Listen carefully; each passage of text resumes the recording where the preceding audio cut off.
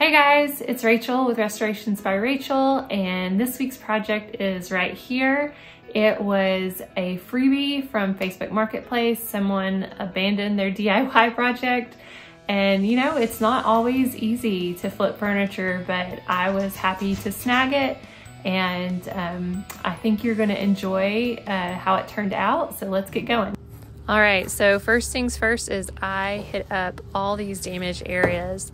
There's some strips of missing veneer and plenty of dings all around the dresser. So I'm using Bondo, which is a 2-part epoxy. You have the main putty and then you add a blue hardening agent and mix it all together. You'll notice that I have several spots of the putty, and that's because this hardens pretty quickly. So you need to work in sections. So I got that first part done, and then here I am using it on a corner, and I like to put tape around the corner. That just helps give it a better form for when I go in and sand. I'll use my 120 grit to sand those down smooth, and it often will take me for a repair like this at least 2 applications to get it where I want it. When I'm going through to sand these areas that I repaired where it's on a corner, I just take it and try to line it up at the exact angle as one side of the drawer, and then I'll go in and do the other side, and that helps create a pretty good right angle. I might have to redo it an extra time, but it has proven to work well for me. Now, you may have noticed that in the original picture, it did not have any hardware on there. She had already removed it. Thankfully, she had still held on to it, even though she told me when she gave it to me that she thought it was ugly, but I actually like it, so I'm planning to reuse it. But I noticed that it was on there crooked. Like, there are some lines in the drawer fronts that are crooked. So I know I needed to repair those. So I am filling it in with the Bondo, and we'll get that nice and smooth. So when I reapply the hardware, you won't have this crooked line underneath since I've put it back on straight. After I'd finished making all the necessary repairs, I am also giving the entire body a scuff sand. So scuff sand is just when you go over the surface and rough it up a little bit, so when you apply your paint, that it will adhere better. I'm using a 180 grit sanding disc here. One thing I knew that I wanted to do was to switch out the base. So here I am just removing the screws, and this thankfully was really easy to remove. Sometimes it can be kind of complicated, and I will go back and use some of this wood later to add supports for the legs that I will screw in. So that's something to always keep in mind. If you're removing a base, you might be able to use it again for that project or maybe for another. All of that sanding has made everything really dirty, so I will be wiping this down. I like to use a damp rag because I find that collects all the dirt and dust off of there really well, and you can see how much is on there. And you'll also notice how red it is, and so for my primer, I'm going to use an oil-based one that I have found works really well for covering up darker colors and will help prevent bleed through. In addition to wiping it down, I'm also giving the inside a good vacuum and wipe down, because I'm going to spray my paint, and if I have not gotten rid of all this dirt inside, when I spray, the air is just going to blow all that up and into my paint and be a big pain. These rags give you an idea of just how nasty it is, so wipe down your pieces before you paint.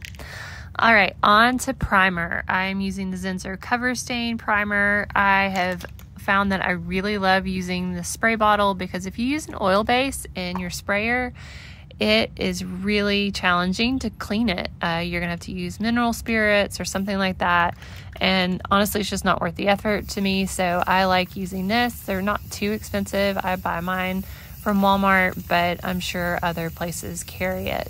I am going to need 2 coats of this, so after this first coat dries, I'll sand it down to smooth it, and then I will reapply another one.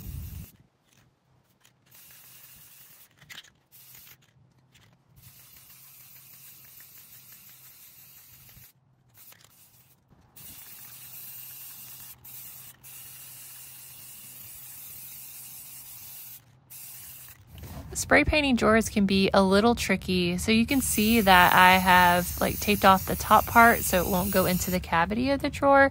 But I also trying to avoid there being a lot of overspray on the underside. So I've just taken some cardboard and I'm covering up the bottom there as I spray to help prevent overspray there. And I do it on the sides. You know, it's not ever perfect for me. I do find myself always like sanding some places where I've gotten paint on it, but it's not too much a cleanup. Mid-spray, I also realized that I had not put tape on the holes, the hardware holes, and so I will always tape those up to help prevent any of the paint spraying into the drawer as I'm working.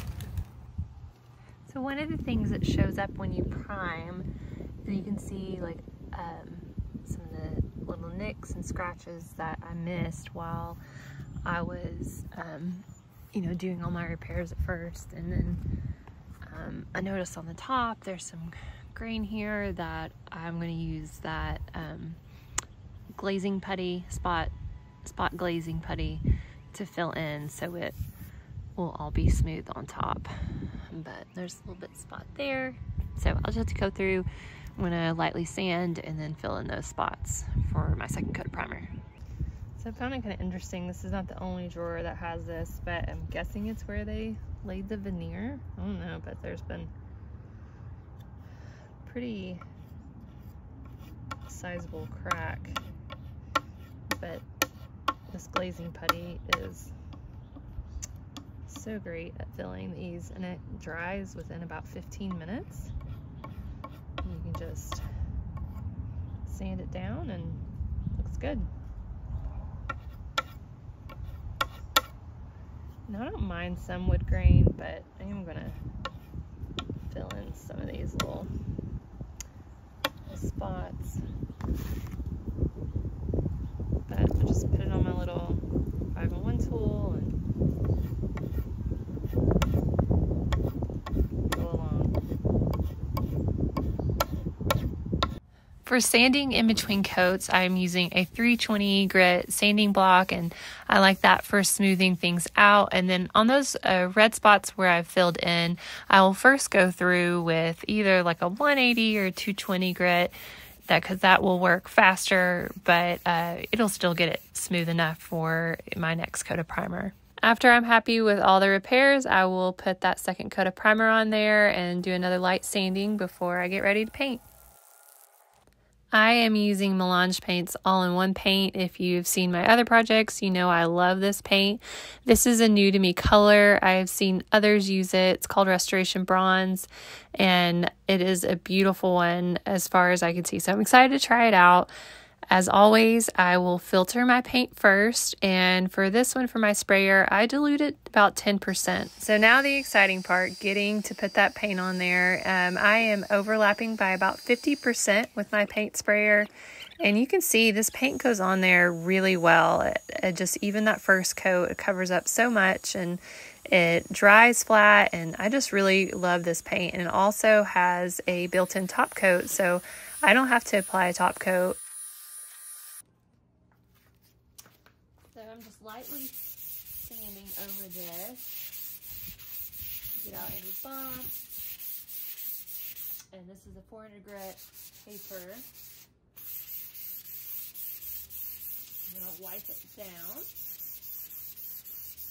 get all this sanding dust off.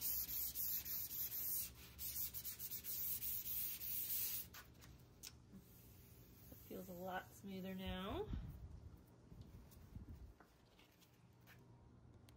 After that, it is time for the second coat.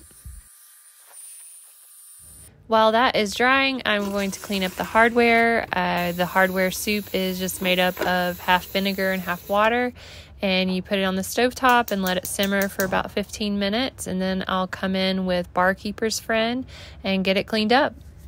All right, my husband called when I was starting to do this, and I just started working, so I didn't get the first few of these recorded when I'm cleaning them up. But you can kind of see, like this one, I was like, oh, it's kind of a cool coppery look, but you know, it's not uniform, but still might go with it. But unfortunately, These, once I clean them up, they have a lot of scratches and dings on them. So I don't think I'm gonna be able to use these. I don't know, I'll figure out something maybe, because I thought these are pretty fun, and maybe find some kind of simple knob that would go with it, and I'd have to spray them to be the same color, or I have some Rub and Buff that I think is supposed to be here the next day or two from Amazon that I could try that I've liked. So that being said, I am just taking these out of the vinegar water solution. You can see even just while boiling, it took a lot of the paint off, and so it doesn't get all in my drain. Kind of come through with this first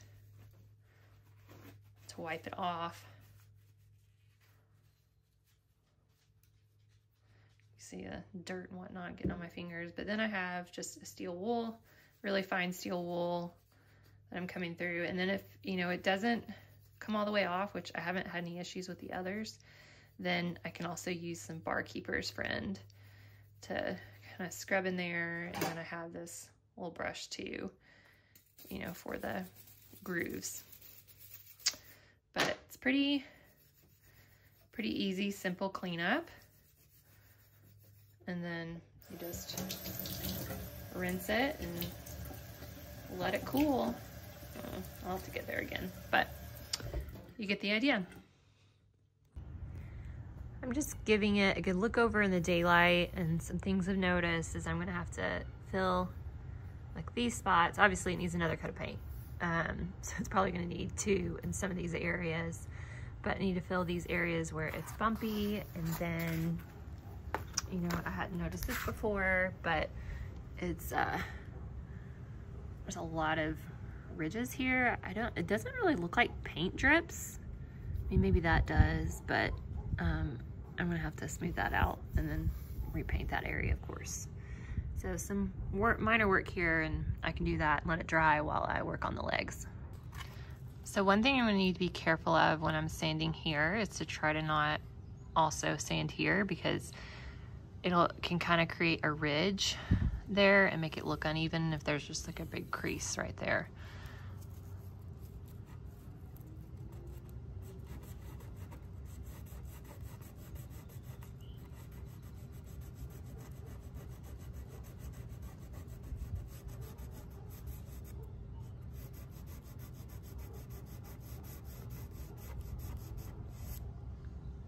So again, I'm just using this putty, and then I have a little Bondo scraper. These are really inexpensive. I think I just got mine from Walmart, but I'm sure Amazon has it, and I can include the link in the description. But I'm just gonna go over here, let it dry, and then sand it down smooth. And it should smooth out those patchy areas. So this straw bottom, the glide was out and loose. It's basically just nailing it back in there, but I want to reinforce it a little bit more than that. So I'm just gonna put some wood glue down its middle. Put it in there.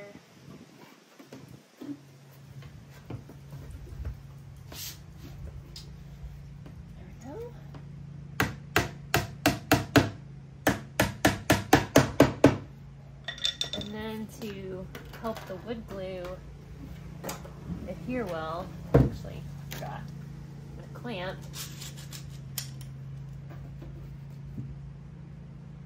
Do it this way.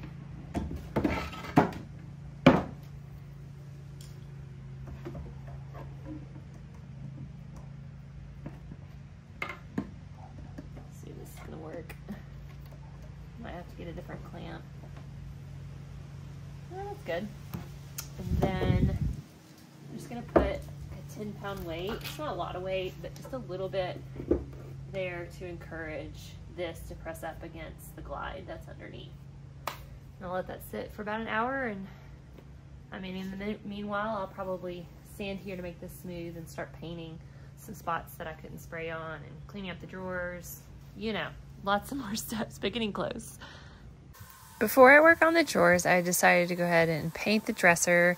And here I am using a piece of cardboard because while I paint this area that I had to sand down, I don't want it to get on the other side of the drawer because sometimes it can kind of show up if you've not done an entire coat on, you know, a section. So I wanted to try to be careful about that and make it look the best as possible. So while paint dries, I'm going to work on painting the edges of these drawers that I didn't get with the sprayer, and then cleaning up these drawers. I'm going to sand this down first because, I mean, there's, you know, a lot of swirl marks, and that's going to show up in the paint, and that's a detail that I think is important to make it still look good. It's not something you're going to see, you know, when you're looking at it, but when you pull up in that drawer, you still want it to look nice. You know, this red tone is not my favorite that's inside the drawers, but it would be so much time and effort to change that. So I'm hoping just wiping it down and then conditioning it with some oil will make it look nice. And I'll be adding some liners here in the bottom. You can see, like this one, for instance, it's not salvageable to match. So I'll be putting a coordinating liner in there that should hopefully look nice. I'm sanding here with the 180 grit to get the swirl marks, and then for painting, I am just using a foam brush and going over the edge. This will generally require 2 to 3 coats, so it's a little annoying to have to do this step, but it's just part of it with the drawers. So I'm wanting to attach these feet, and as you can see, like, or just gonna go like that actually, but like I'm good here, 3 spots, but I don't have a 4th, and then here I'm only good for 2. So I measured, and I'm gonna have to jerry rig it a little bit, but this is like a 1/4 inch plywood. I'm gonna, you know, use my miter saw, and I'm just gonna basically cut it to where there's a wedge here, and then this will go on top, which you can see there is, you know, some extra there. It's a little bit too high, and so what I'm going to do is just take a really low grit sandpaper on my orbital sander and just hang out there for a little while, because taking off that little bit is a little bit more of a pain on my table saw. So, and it's kind of hard with that being such a narrow piece. So taking a sander to it will be a lot easier, and then I'll be able to put that bracket on there. So here we go, let's do it. Okay, so slight change of plans on what I'm going to use, but this is the base that was originally on there, and I did kind of a trial run, and it looks like it might work pretty well. So I am going to cut this down and see how it fits. I might have to, you know, put a 1/4 inch plywood under there still, but we'll try it out. Of course, when using any type of power tool like a saw, be sure to exercise caution with the tool. And of course, you can see I am wearing eye protection, a respirator, ear protection. And here I'm just making sure that the blade is going to cut where I want it to. And I've already marked off those sections that I need cut. And I'm just going to go through and cut each piece that I need.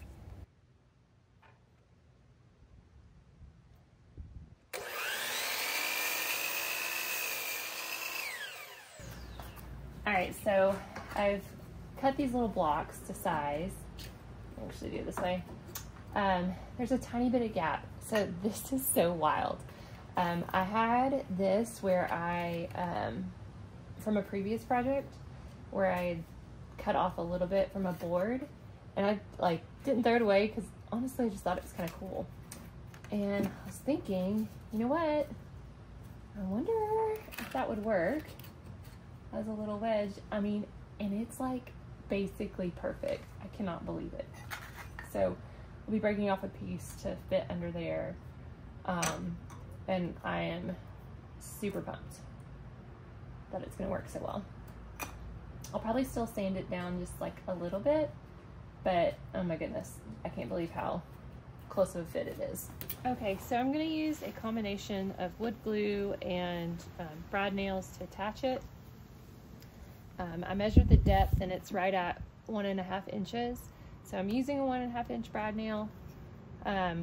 Because these are two separate pieces, I'm going to put wood glue on this and then in between, just so I know that there's good adhesion. So really probably what I'll do is just do both sides.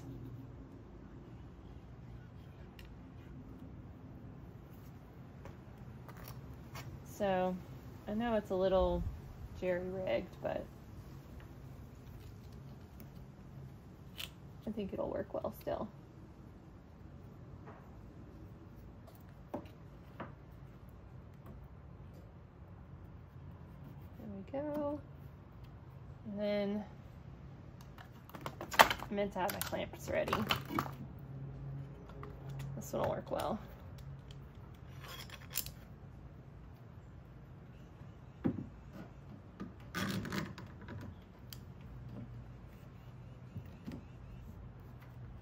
Kind of works as an extra set of hands for me.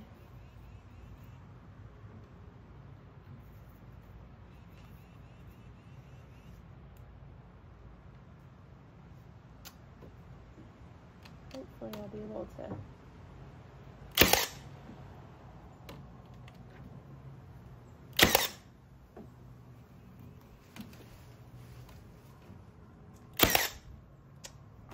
and then since that's nailed in there now, I can take that off.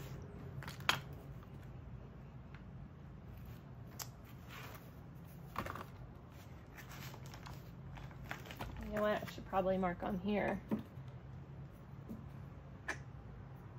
Hopefully I didn't just screw myself up with that nail. But I think I can always bring it in a little bit.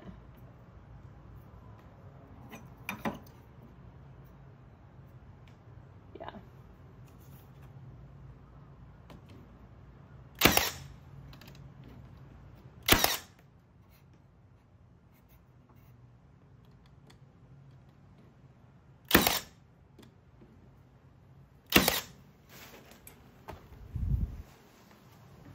All right, that's pretty snug. And I'll let that glue dry before I start sanding. While the wood glue is getting good and dry, I'm going to work on the hardware. I really like this metallic gold spray paint. It's a really pretty color. I've used it on several projects and it's pretty easy to work with. You know, you just try to make pretty quick motions over the hardware. You don't want to stay in one spot for too long because you'll cause drips and it just won't look good and it'll be kind of a pain to fix. So it's always a good rule to start out with little and you can always add more.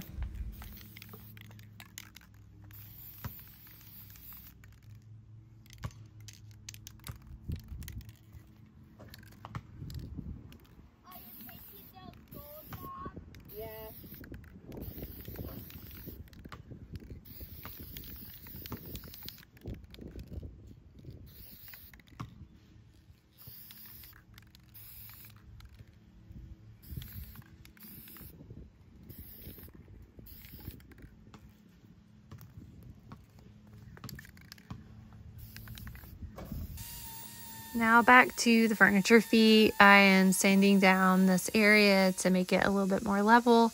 I'm just using an 80 grit sandpaper so I can take off as much as possible.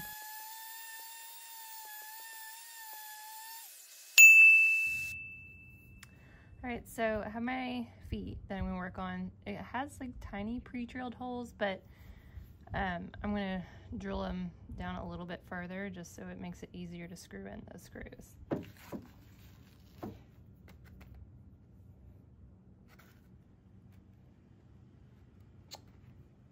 Trying to think.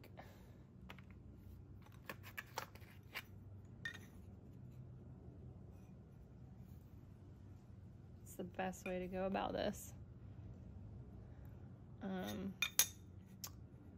think I'll probably just have that on there and then go straight at the ankle that I need to.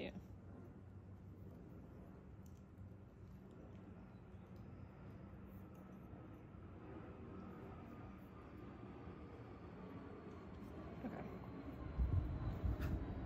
This is a little tricky.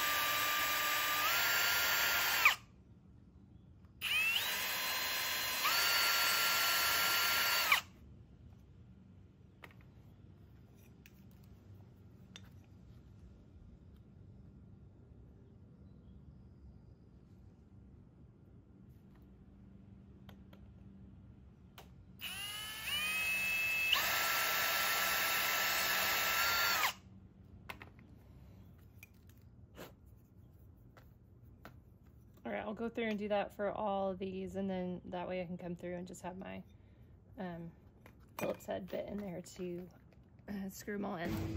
So now I'm just gonna attach them in. I've noticed, like at least with this one, it's not gonna be quite square. I don't know, I gotta look at it. But I'll just get these in and then we'll go from there.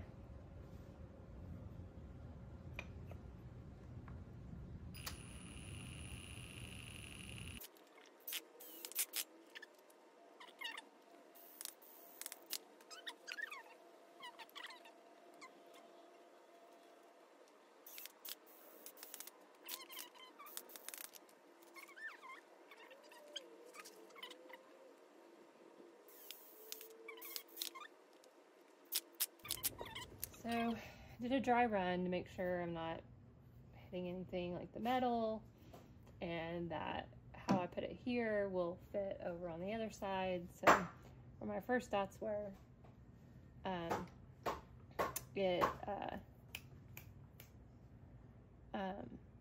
to do the mom snap.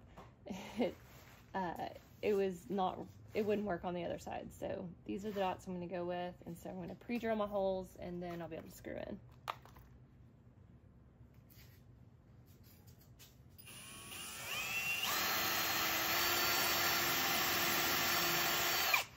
And the reason you pre-drill, one, obviously it's easier to screw it in there, but then two, you're gonna have way less chance of cracking the wood.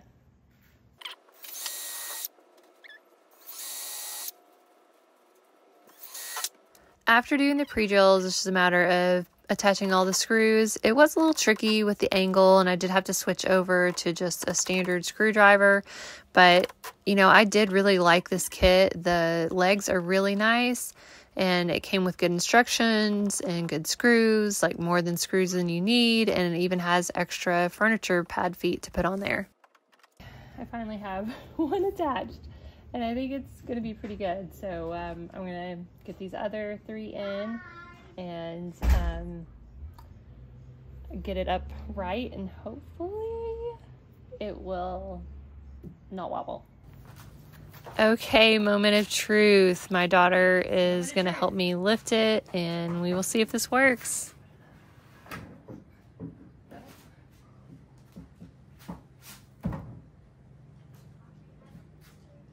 think it's pretty good. That's exciting. There you go. Let's get a better idea of it in my messy garage. You remember earlier with the hardware where I said the smaller pulls had a lot of dings and scratches that I just wasn't happy with? Well, I used the glazing putty and tried to fill in those holes. And so now I am just sanding it, and hopefully I'm gonna make it look pretty smooth and normal and be good enough to put on there. I'm using 400 grit sandpaper here. Now I'm just coming back with a second coat of spray paint. You can see the bigger drawer pulls, they look pretty good, but the ones that I needed to repair, they're basically back to square one. But you know, it's just going to be a matter of me putting the glazing putty on it, sanding it, and then spray painting it, and then fixing where I don't think it looks right yet. So I think it took me like 3 rounds of doing this, but in the end I got it to a spot where I was pretty happy with it. It's not perfect, but I still think it looks really good. So I do not like how they look after spray painting them. If it was minor, I'd probably just go along with it, but it does not look good. So I'm going to try filling it again with the glazing putty and sanding it down and see what it looks like. The main drawer that I don't like, I guess especially with some of the, just how it looks aesthetically, is this one where the finish has been rubbed off. You know, I have no way of really matching that. So I'm hoping by applying this Towered Speed and Wax, I'm gonna, you know, I condition the drawers anyways, but I'm hoping by applying this that it will look a little bit better. You know what, there on the interior, it already does. It'll look a little different when it dries, but it's pretty sassy.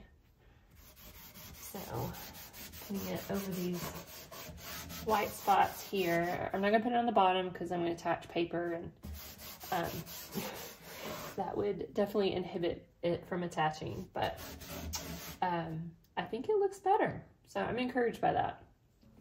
The more I use this Feed and Wax, the more I love it. You can see how even on the side of these drawers that it makes it look really uniform in its color, and I think that's pretty great for an $11 bottle of product. So another spot that I like to put the Feed and Wax is here in the drawer glide, and then I will put it, I've already put it there, you can see it's darker, but I'll put it along there. So it just helps the drawer glide better. After that, it's just a matter of putting in the drawer liners, reattaching the hardware.